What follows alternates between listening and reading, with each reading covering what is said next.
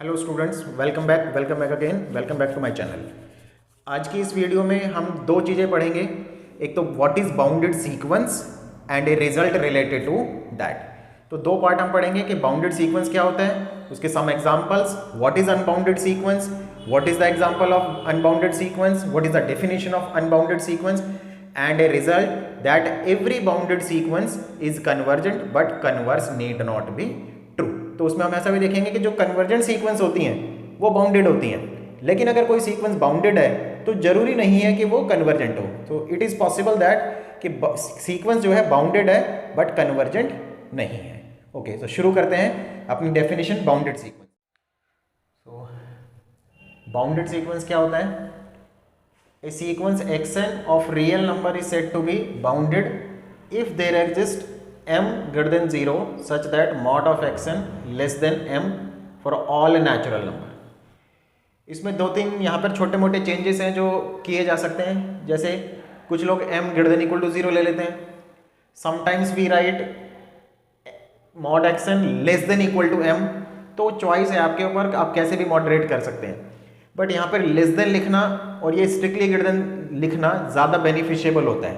Reason being कि sometimes ऐसा होता है कि आपको इस m को डिवाइड में लिखने की ज़रूरत पड़ जाती है, 1/m किसी प्रूफ में या समथिंग।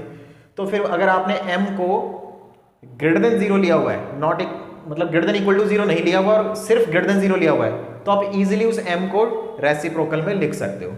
तो उसको यहाँ पर ग्रेटर देन 0 लिखने का बेनिफिट तो एक तो ये होता है। ओके, दूसरी बात, ये जो डेफिनेशन है वो बिल्कुल सेट की तरह है कि जैसे हम सेट लेते हैं एक, कि आपके पास एक सेट है A और उसको हम बाउंडेड कब बोलते हैं? When every element of the set is less than capital K and greater than small k। If every element of the set is lies between small k and capital K then set is said to be bounded. तो sequence में भी ऐसा ही होता है, every element of the sequence is lies between two numbers, है ना। अगर दो नंबर्स के बीच में सारे नंबर्स लाई करते हैं तो उसको हम बाउंडेड सीक्वेंस कहते हैं। ये कॉमन डेफिनेशन है, मॉड की हेल्प से लिखी गई है। अगर मैं इसको ओपन करूं तो क्या आएगा? इक्वल टू नहीं लगाया मैंने, तो आएगा -m to m। तो अब ये इसमें और इसमें डिफरेंस क्या है? अगर कोई ऑब्जेक्शन करेगा सर इसमें तो k और k लिखते हैं, यहां पर तो -m स्पेशली है, तो सीधी सी बात है कि आप इसको कैसे मैनेज कर सकते हैं। मैं इस चीज़ को एग्जांपल से समझाता हूं तो आपको आसानी से क्लियर होगी। जैसे फॉर एग्जांपल एक सीक्वेंस ले लेते हैं xn = 1/n, तो इसके नंबर्स क्या होते हैं? 1, 1/2, 1/3 एंड सो ऑन। तो आप इसको ऐसे कह सकते हैं कि xn is lies between 0 and 1। कह सकते हैं every member is greater than equal to 0 and every member is less than और इक्वल टू 1। अब मुझे अगर इस फॉर्म में बनाना है, इस फॉर्म में, तो कैसे बनाते हैं? ध्यान से देखो, इसका और इसका मैक्सिमम लेंगे by ignoring its sign. Positive negative का कंसेप्ट हटा देंगे और साइंस के रिस्पेक्ट में, मतलब मैग्नीट्यूड के सेंस में मैक्सिमम लेंगे। तो 0 और 1 का मैक्सिमम कितना है? 1। तो आप इसको ऐसे लिख सकते हो, करेक्ट? क्योंकि जो नंबर 0 और 1 के बीच में है, please listen, if a sequence is lies between 0 and 1 then obviously it is lies between -1 and 1। अगर कुछ नंबर 0 और 1 के बीच में है तो वो -1 और 0 के बीच, -1 और 1 के बीच में तो रहेंगे। And this expression can be written as mod of xn less than equal to 1। अगर आपने इक्वल टू नहीं लगाया हो तो वो लेस देन आ जाएगा, इतना ही फर्क है। ठीक है, अगर मान लो मेरी सीक्वेंस ऐसी रैंडमली मैं ले लूं, एक -2 और 1 के बीच में है, सपोज एक ऐसा सीक्वेंस है which is lies between -2 and 1। तो अगर मैं इसको सिंगल m के फॉर्म में कन्वर्ट करूं तो कैसे करूंगा?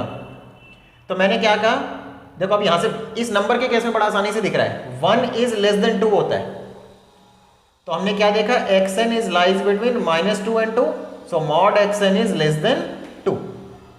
इसको भी लिख सकते थे ऐसे, ये 0 लिखा है तो आप लिख सकते हैं 0 ग्रेटर देन इक्वल टू -1, तो आपके पास -1 to 1 आ जाता है। मतलब इसको स्पेशल दिमाग लगाने वाली बात नहीं है। तो इस डेफिनेशन को इस फॉर्म में कन्वर्ट किया जा सकता है, इस फॉर्म में। और इसका बेनिफिट क्या है कि एक सिंगल m, एक ही कांस्टेंट से आपको वो बाउंडेड की डेफिनेशन प्रेजेंट कर देता है। तो ये इसका एक प्लस पॉइंट है। Okay,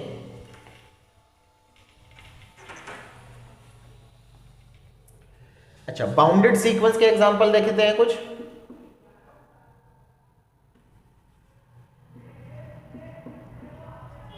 bounded, unbounded. तो बाउंडेड सीक्वेंस के एग्जांपल क्या ले सकते हैं आप? X n is equal to 1/n, x n is equal to constant sequence, x n is equal to -1 raised to power n, x n is equal to 1/n+1। So these are the some examples of bounded sequence. अगर ये bounded है तो किसके बीच में? आप देखो इसके सारे नंबर 0 to 1 रहेंगे, इंक्लूडिंग 1, फ्रॉम 0 to 1, तो बाउंडेड हुआ। ये भी कह सकते हो आप 0 और 2 के बीच में रहेंगे सारे नंबर्स। ये नंबर कभी -1 आएगा, कभी 1 आएगा, तो आप क्या कह सकते हो कि ये सारे सीक्वेंस के नंबर्स -2 और 2 के बीच में कह सकते हैं ना। ऐसे भी कह सकते हैं 1 एंड -1 के बीच में अगर इक्वल लगा दें तो। ये देखो, every member of the sequence is lies from 0 to 1, you can check easily. Unbounded के एग्जांपल लेते हैं। X n equal to n, x n equal to n², x n equal to √n। So these are the some examples of unbounded sequence. अगर इसको आप लिखोगे तो क्या जा रही है? जो इन्फिनिटी तक सीक्वेंस जा रहा है उसे अनबाउंडेड सीक्वेंस कहते हैं, है ना। X n is equal to -n, तो ये -∞ की तरफ जाएगा। This is also an example of unbounded sequence.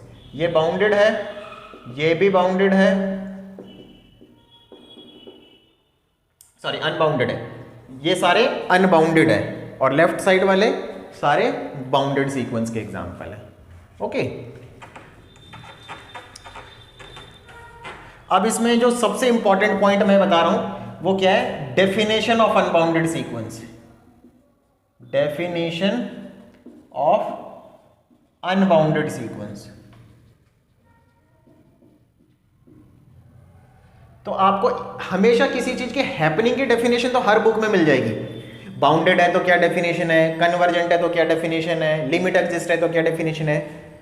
हमेशा हमें डिफिकल्टी कहां होती है? बाउंडेड नहीं है then what is the definition, limit does not exist then what is the definition, sequence is not convergent then what is the definition. तो ये important point है, ये हमें सही से पता होने चाहिए। तो बाउंडेड सीक्वेंस का डेफिनेशन सामने लिखा हुआ है। नॉट बाउंडेड सीक्वेंस का डेफिनेशन क्या होगा? ए सीक्वेंस ऑफ रियल नंबर से xn, name of the sequence, is not bounded if for each k greater than 0 there exist n not belong to natural number such that mod of xn not is greater than k। ये किसकी definition है? Unbounded sequence की definition. देखो यहां पे क्या लिखा है, बाउंडेड सीक्वेंस का डेफिनेशन क्या है? तो बाउंडेड सीक्वेंस का डेफिनेशन कहते हैं एक रियल नंबर मिल जाए greater than 0 such that modulus of x n less than that number for all n. मतलब सीक्वेंस के जितने भी नंबर्स हैं उनका मॉडुलस निकाल दें तो लेस देन m आएगा। ओके, तो इसी का नेगेशन सोचो क्या होगा। तो इसका नेगेशन क्या हुआ कि ये कंडीशन होल्ड ना हो पाए। देयर एग्जिस्ट m मतलब there does not exist m, कि एक भी नंबर ना मिल पाए so that this condition happens. मतलब किसी भी रियल नंबर के लिए ये कंडीशन सेटिस्फाई नहीं होगी। इसी चीज को हम दूसरे शब्दों में कैसे कहेंगे? Whatever m we take this is not true for all n this. इसको हम बोलेंगे ऐसे कि आप कोई भी रियल नंबर ले लो, आपको एक ना एक नेचुरल नंबर ऐसा मिल जाएगा सो दैट कि उसके करस्पॉन्डिंग जो सीक्वेंस की टर्म है वो ग्रेटर देन k बना लेगी उसका मॉडुलस। मैं एक एग्जांपल लेता हूं, आसान सा एग्जांपल लेता हूं, n²। तो ये सीक्वेंस बाउंडेड नहीं है। क्यों नहीं है?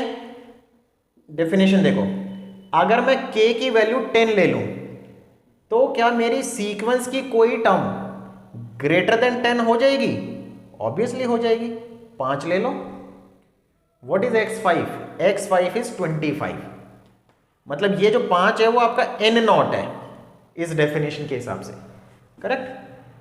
अगर मैं k को 1000 ले लूं तो क्या मुझे कोई नंबर मिलेगा जो 1000 से बड़ा बना देगा? ऑब्वियसली मिलेगा, आप 100 लिख लो यहाँ।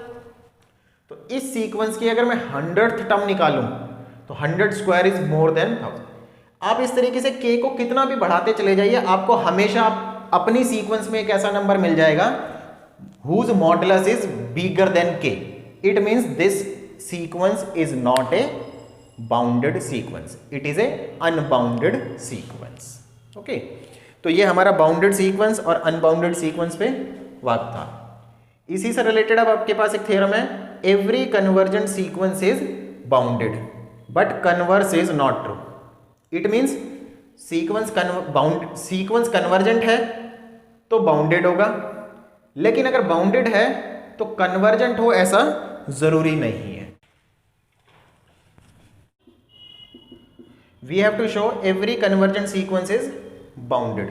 सो let xn be any convergent sequence. Convergent sequence, तो कन्वर्जेंट सीक्वेंस का मतलब है उसकी लिमिट एग्जिस्ट करेगी। So let limit of xn n tends to infinity is l। Okay, sequence की जो लिमिट होती है वो हमेशा n टेंस टू इन्फिनिटी होती है, तो ये लिखना कंपलसरी भी नहीं होता, बहुत सारी बुक्स में लिखा भी नहीं होता। जैसे हमारी जो आरजी पाटिल की बुक है उसमें भी आप देखेंगे तो n टेंस टू इन्फिनिटी नहीं लिखता, बिकॉज सीक्वेंस में फिक्स है कि यही लिमिट है, तो इसलिए मेंशन करना कंपलसरी नहीं है। नाउ हमें शो क्या करना है? To show xn is bounded, correct. Convergent assume कर लिया, बाउंडेड शो करना है, कन्वर्स वाला पार्ट बाद में करेंगे। तो बाउंडेड के लिए आपको ऐसी डेफिनेशन फुलफिल करानी है। तो देखो भाई, हमें लिमिट गिवन दी हुई है, since limit of the sequence is l, therefore. अब आप दोबारा से डेफिनेशन रिकॉल करो अपनी, कि अगर लिमिट गिवन दी होती है तो हम उसकी जो कन्वर्जेंट की डेफिनेशन लिखते हैं उसमें एप्सिलॉन अपनी चॉइस से कुछ भी ले सकते हैं। क्या कहा मैंने? If limit is given we can take any value of epsilon in the definition of convergent. So therefore for epsilon is equal to 1 there exist a natural number m such that mod of xn minus l is less than epsilon for all n greater than or equal to m. Okay, यहां तक पहुंच गए हम। Now see, start with mod xn, now add and subtract l, ठीक है, mod xn ही है, using triangular inequality mod x plus y less than equal to mod x plus mod y। So this is less than. अब ये देखो, mod xn minus l ये किससे less than है?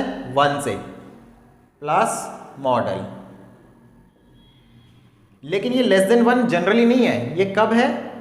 ऐसे, for all n greater than equal to m पे। इसको आप पूरी लाइन को दोबारा लिखता हूं मैं, mod xn less than 1 plus mod l for all n greater than equal to m। ऐसा हो गया। अब इस बात से आप एनालाइज क्या कर सकते हैं? तो पहले मैं डायरेक्ट लिख देता हूं कि जो हमें लिखना है, फिर वो आएगा कैसे उसको समझने में कुछ स्टूडेंट्स को दिक्कत होती है, तो उसको मैं फिर एक्सप्लेन करता हूं उसके बाद। नाउ टेक उधर लिखते हैं, इरेज कर इसमें, so less space available.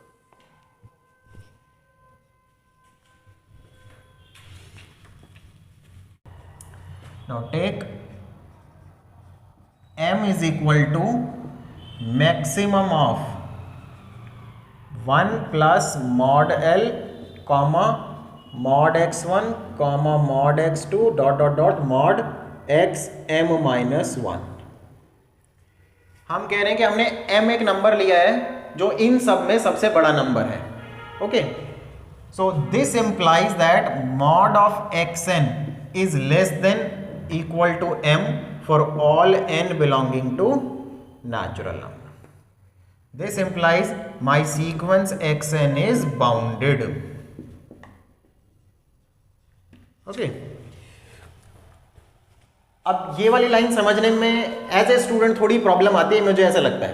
Proof ऐसे ही लिखना है। अब ये आया कैसे, मैं उसको एक्सप्लेनेशन में देता हूँ, आप उसको एग्जाम में कंसीडर करें ऐसा ज़रूरी नहीं है, ठीक है। मुझे ये एक्सप्लेन करना है कि ये कैसे आया, ठीक है। ये तो लेट करना ही करना पड़ेगा। अगर मैं मॉड एक्सन की बात करूँ और एम की बात करूँ तो इन दोनों नंबर्स में कौन सा नंबर बड़ा है, इस स्टेटमेंट के बेस पे देखो। यहां क्या लिखा है, M maximum of these terms, इन सब में जो सबसे बड़ा है उसका नाम m है। तो अगर मैं x1 और m में कंपेयर करूं तो m बड़ा होगा। m क्या चीज है, maximum of these terms. Number से समझे, जैसे कि 1 3 9 6, इन सब में जो मैक्सिमम है उसका नाम m है। m मतलब 9 है इस क्वेश्चन के हिसाब से। तो जो ये नंबर होता है इन सब से बड़ा होता है या किसी एक के इक्वल भी होता है, जो सबसे बड़ा है, correct. Maximum value of these is bigger than और इक्वल टू ऑल। तो mod x1 less than equal to m, mod x2 less than equal to m, so on. Mod x m-1 less than equal to m। यहां तक तो इससे आ गया, और हमने लिखा हुआ है all natural number. So what happened after this, xm। xm के बारे में कैसे करेंगे, अब यहां पर आ जाएंगे हम, n की जगह m लिखेंगे हम।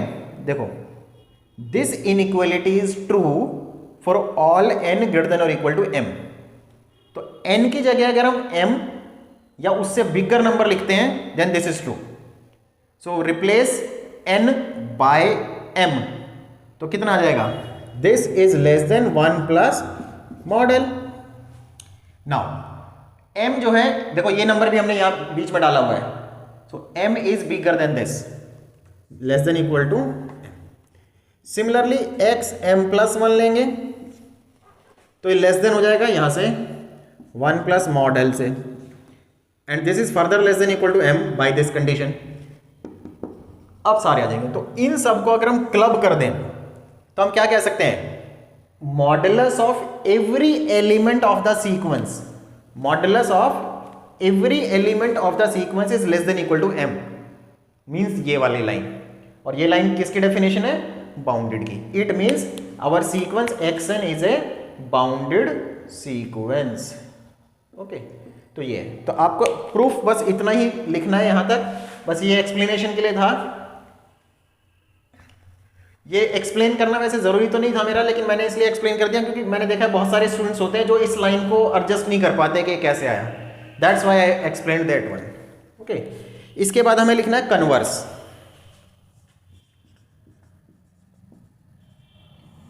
कन्वर्स में क्या है, हमें शो करना है कि अगर एक सीक्वेंस है और वो बाउंडेड है देन नॉट नेसेसरी कि वो कन्वर्जेंट भी हो।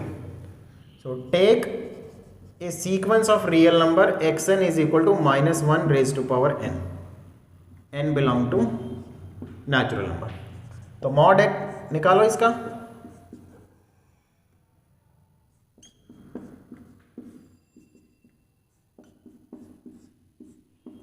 so this is 1, power n is 1।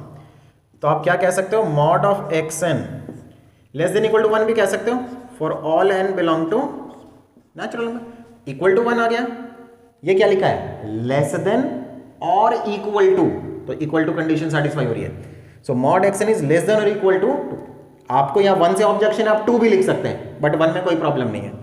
तो क्या पता चल रहा है, एक्सन इज बाउंडेड सीक्वेंस। ठीक है, क्लेम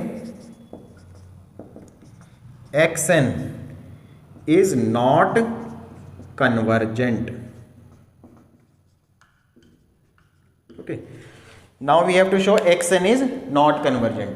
वैसे हम ये पहले कई बार किया हुआ है हमने कि ये सीक्वेंस कन्वर्जेंट नहीं है।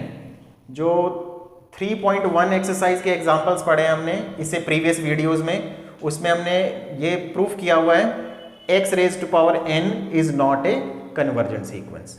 ओके, जो 3.1 की एक्सरसाइज है उसमें भी एक एग्जांपल था जिसमें वहाँ पे हमने किया था। तो मैं अभी फिलहाल इसको दोबारा प्रूफ को कवर कर रहा हूँ, ठीक है, क्योंकि कुछ स्टूडेंट्स हैं वो वीडियो नहीं आके ढूंढ पाएंगे तो उनको प्रॉब्लम होगी कि कैसे कन्वर्जेंट होगा। तो कॉन्ट्राडिक्टरी मेथड से करेंगे। Let if possible xn is equal to -1 raised power n is convergent. हम मान लेते हैं कि कन्वर्जेंट है, कन्वर्जेंट है तो लिमिट भी होगी। So suppose limit of the sequence is L। अब लिमिट है तो कन्वर्जेंट सीक्वेंस की डेफिनेशन लिखेंगे। So this implies for epsilon is equal to 1/3 there exist a natural number m such that mod of xn minus L is less than epsilon for all n greater than equal to m। ठीक है, मैं थोड़ा speedly इसलिए लिख रहा हूं क्योंकि मैं एक दो बार इसको कवर कर चुका हूं, ये रिपीट हो रहा है। This statement is true if the value of n is greater then और इक्वल टू m। अगर आप m से बड़ा नंबर लेते हैं तो ये कंडीशन ट्रू है। तो मैं एक बार 2m ले रहा हूं और एक बार 2m plus 1 respectively.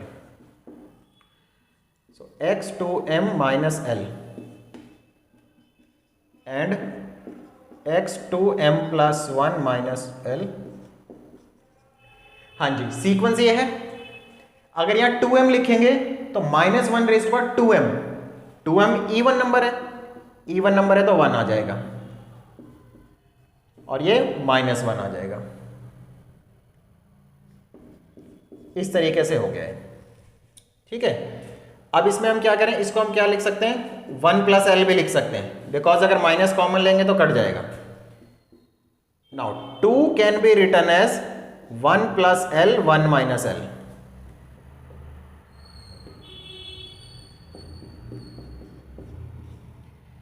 And this is by triangle inequality 1 plus L 1 minus L less than 1/3 1/3। सो 2 लेस देन कितना आ गया, 2/3। This is not possible.